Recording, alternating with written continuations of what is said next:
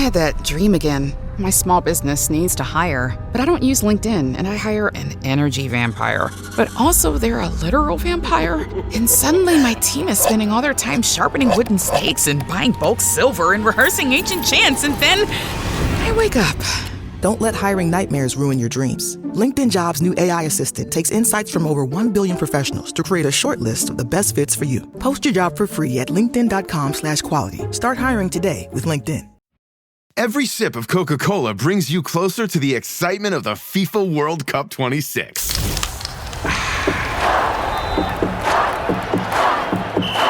Because nothing compares to the joy. So grab a Coke and drink in the FIFA World Cup 26. No purchase necessary. 13 plus in 50 U.S. states and D.C. with a web-enabled device. Ends March 1st with 8 entry periods. Rules at cokeurl.com/soccerrules. I'm Aislinn Green. This is Travel Tales by Afar. In every episode, we hear from a traveler about a trip that really meant something to them. And in this season, we're actually sending people, writers, comedians, playwrights, out into the world to explore life's big questions. In this episode, we're traveling to Vienna with Afar contributing writer Emma John. Emma has music in her blood.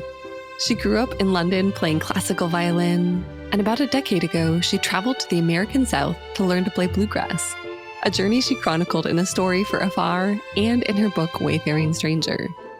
But in all those years, she avoided singing, for reasons you'll soon hear about. And then one day, she decided to do something about it. So she booked a trip to Vienna, a city renowned for its singing talent, and the place where her musical odyssey began.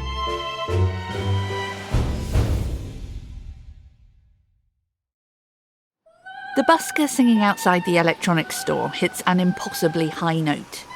That's gotta be a high C, I say. It's at least a C, replies Becky, my bandmate and travel companion. The two of us try it ourselves. Our shrieks sound nothing like the clear ringing vibrato we had just heard from the busker. I cough slightly and touch the scarf that I've coiled around my neck like a diva. Sore throat, I say. Must try to protect my voice.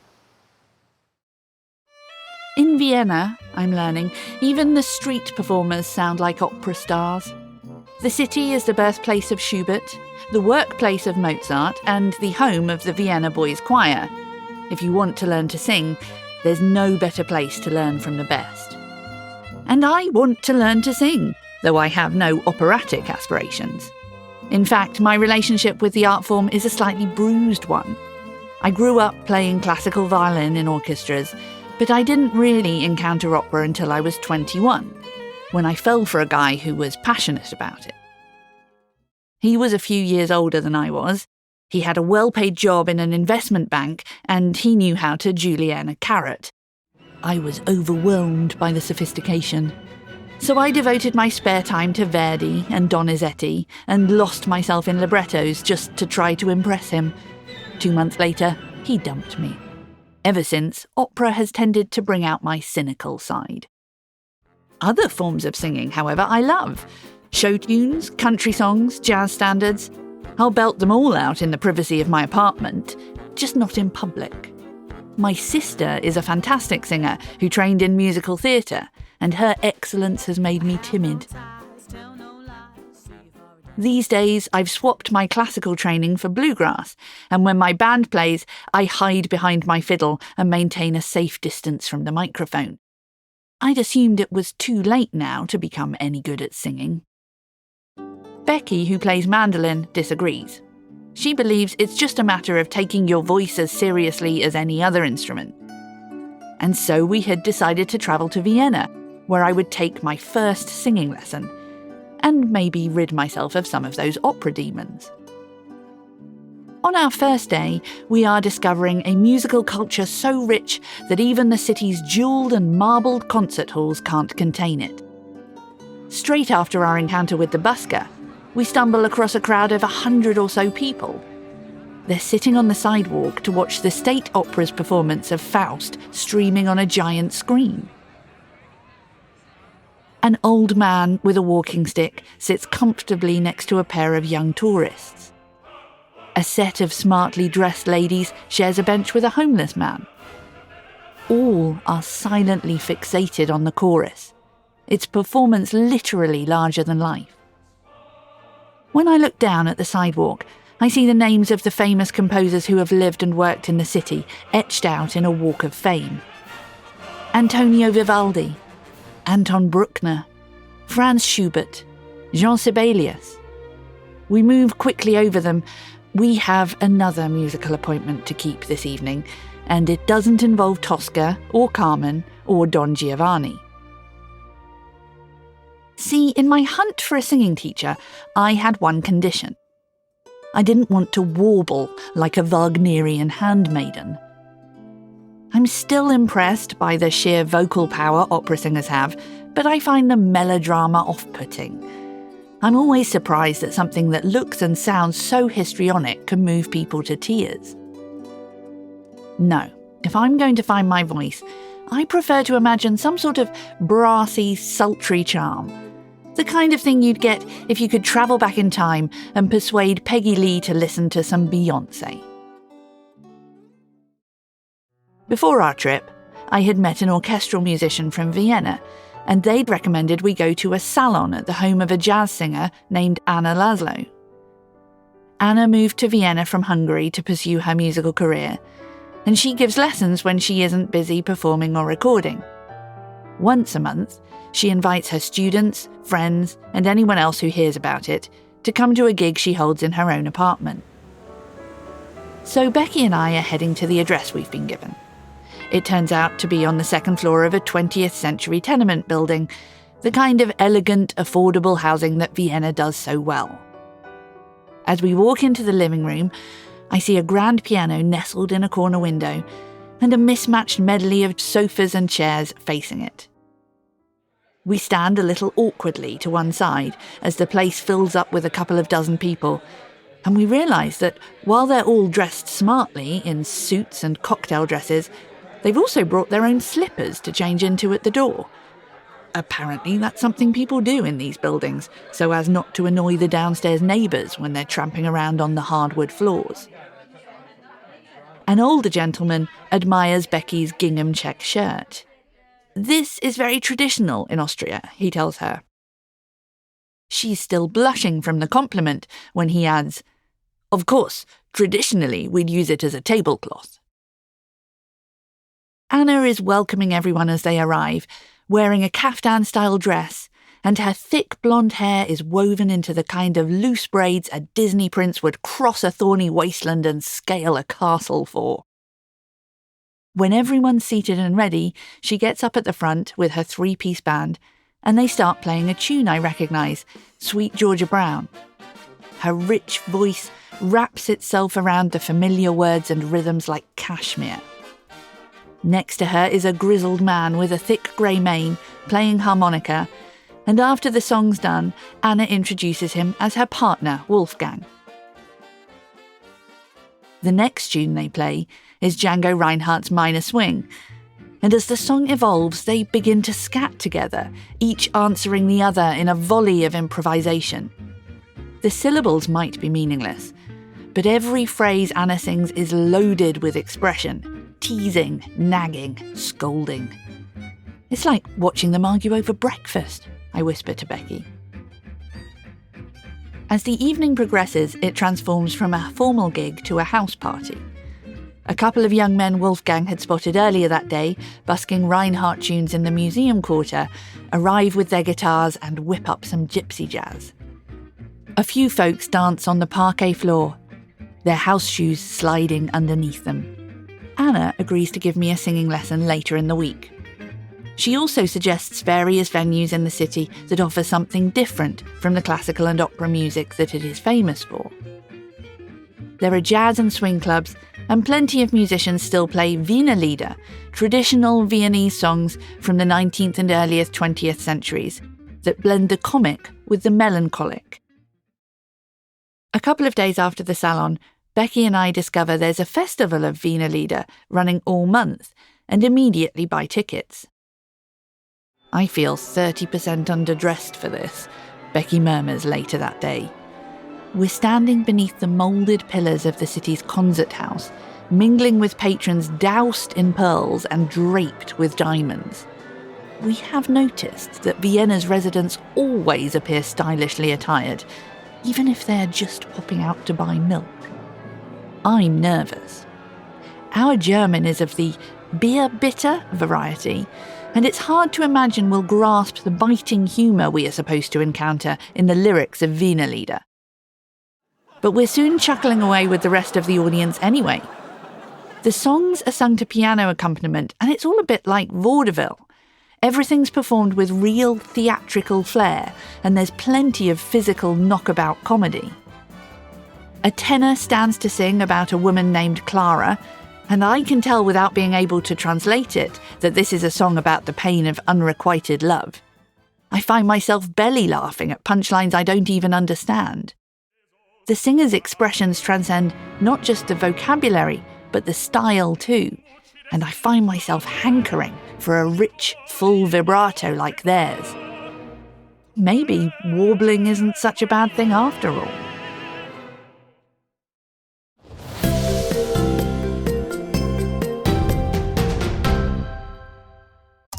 AI is incredible. It can teach you how to fry an egg and even write a poem, pirate style. Yarr! But it knows nothing about your work. Slackbot is different. It doesn't just know the facts. It knows your schedule. It can turn a brainstorm into a brief. And it doesn't need to be taught. Because Slackbot isn't just another AI. It's AI that knows your work as well as you do. Visit slack.com/meet Slackbot to learn more. This episode is brought to you by FX's The Beauty Official Podcast. Join host Evan Ross Katz on the official podcast for FX's hottest new series, The Beauty, taking you behind the scenes with its amazing stars as they discuss the show's most jaw-dropping moments. Featuring Evan Peters, Anthony Ramos, Jeremy Pope, Ashton Kutcher, Rebecca Hall, Bella Hadid, Meghan Trainor, Isabella Rossellini, Jessica Alexander, and Ari Grainer. Search FX's The Beauty wherever you listen to podcasts.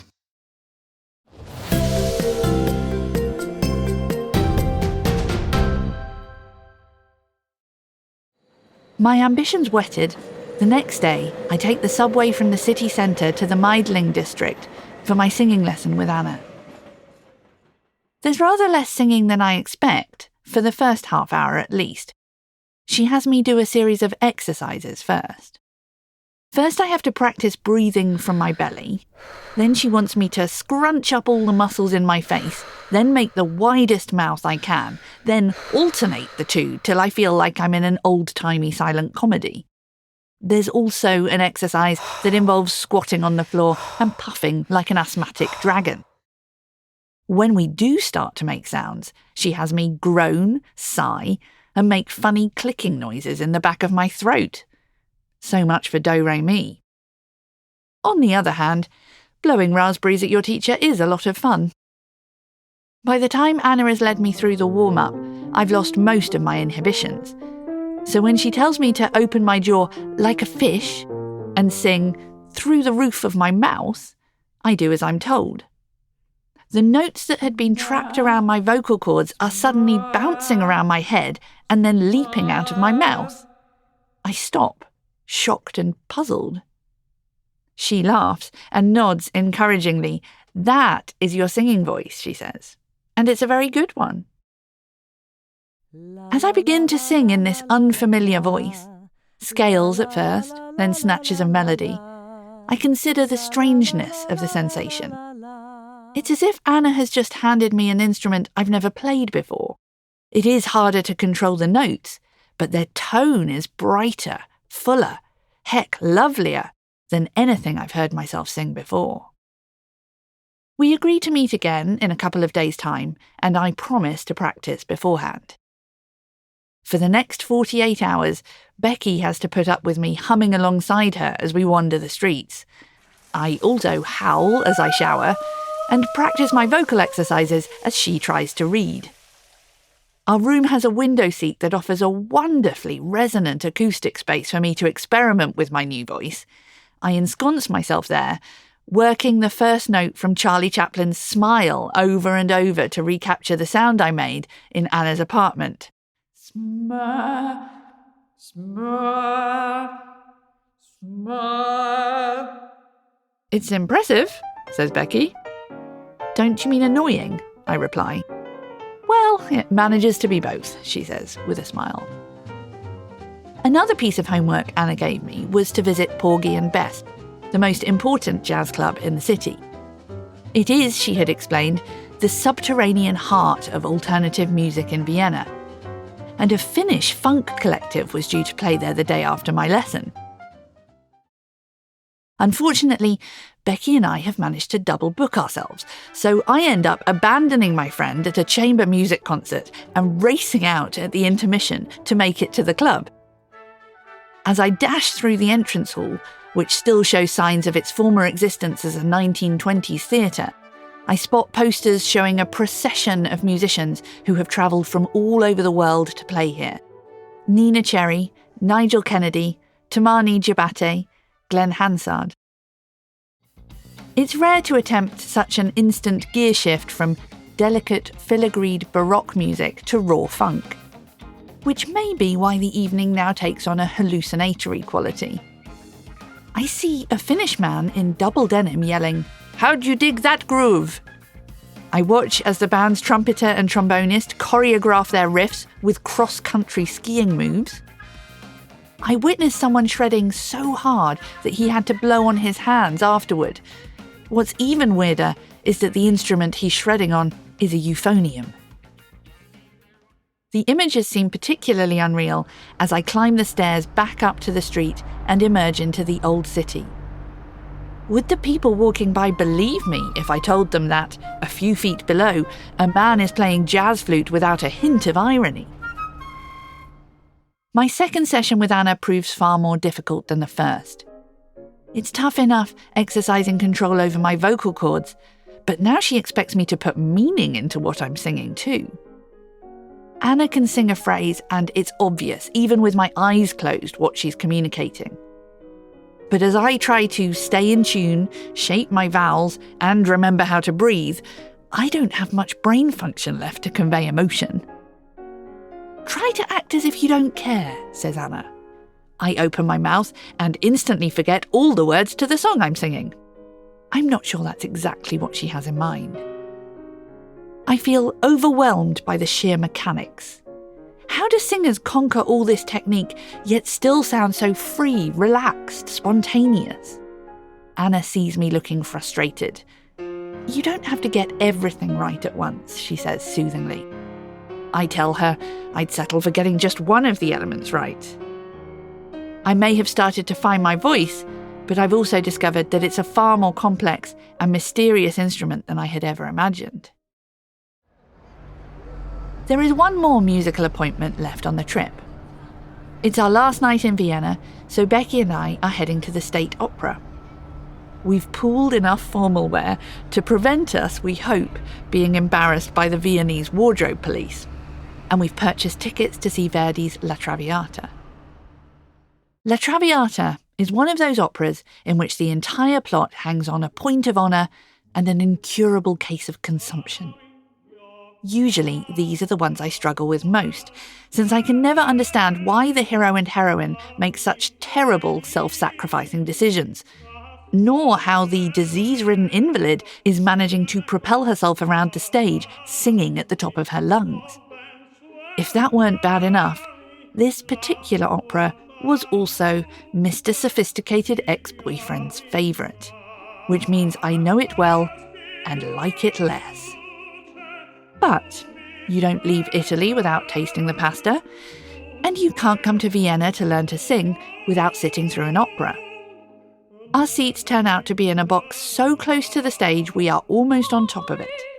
The other occupants are a couple of severe-looking Viennese women and a pair of delighted Americans who had called the ticket office every day in the hope of attending this sellout performance. "We absolutely love La Traviata," says the wife. I make a mental note not to laugh at any of the tragic scenes. A small dot matrix screen is positioned discreetly next to each seat to provide translation of the Italian libretto. La città di festa è piena, volge il tempo di piacer, nel riposo anco la lena si ritempli per goder, sings the chorus. The city is full of parties. It's time to enjoy. Let us restore our strength for new pleasures. I think of Anna's house concert, the playful way she scattered with Wolfgang, the sight of all those people dancing in slippers on her parquet floors. I remember the band strutting their funky stuff at Porgy and Bess, and the race to get there from the concert house. I ponder the many gigs and venues Anna had urged us to try out. And then the singing takes over, and I stop thinking at all. Perhaps my singing lessons have made me more appreciative of the vocal arts on display. I could, of course, blame the surprisingly cheap champagne that flows freely at intermission. But I prefer to think that Vienna is the culprit, a city of formality that's bursting underneath with emotion and free expression. By the end of the third act, I have lost myself completely in the music, and Mr. Sophisticated Ex-Boyfriend has been well and truly exorcised. The heroine unleashes one last, powerful, full-throated melody before her inevitable consumptive demise. Becky leans forward to root in her bag, avoiding the disapproving gaze of the Viennese ladies as she does so. With a silent, triumphant grin, she passes me a tissue.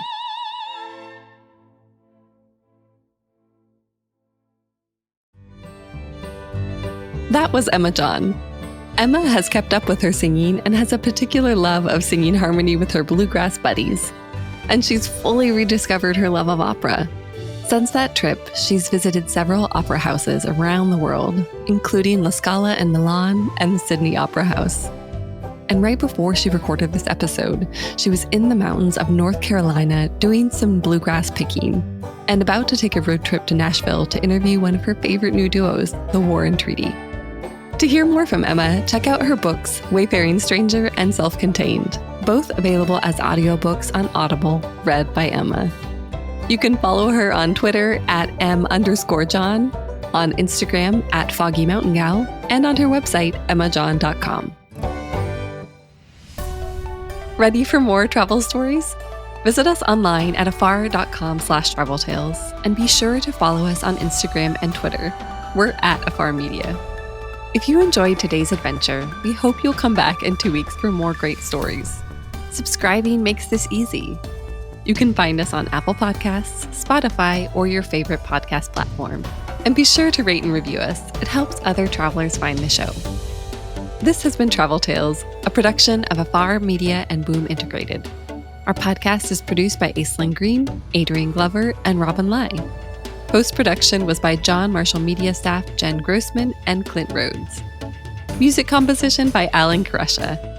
And a special thanks to Irene Wang and Angela Johnston. I'm Aislinn Green, your traveling as much as I possibly can host. I am so happy to be on the road again. As we explore the world this year, remember that travel begins the moment we walk out our front door. Everyone has a travel tale. What's yours?